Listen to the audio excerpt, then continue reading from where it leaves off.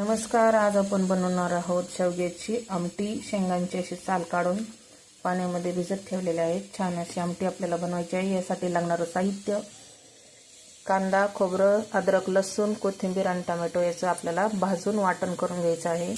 छान असं आपलं आता वाटण भाजून झालेलं आहे. याला बारीक करून घेऊया. गॅस चालू केला आहे. कुकरमध्ये आपण 2 पळ्या तेल घातलेलं आहे. यामध्ये घालूया मोहरी. छान तडतडली आहे. यामध्ये घालू जिरं, कढीपत्ता, कांदा, लसूण मसाला, घरचा मसाला आणि थोडीशी हळद, धना पावडर.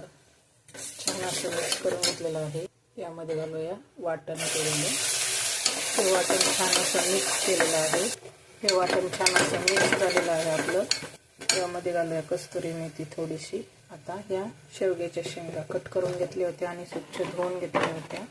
आता यामध्ये आपण या शेंगा मस्त अशा मिक्स करून घेऊया मसाल्याला. चवीनुसार मीठ. तर यामध्ये घालूया पाणी.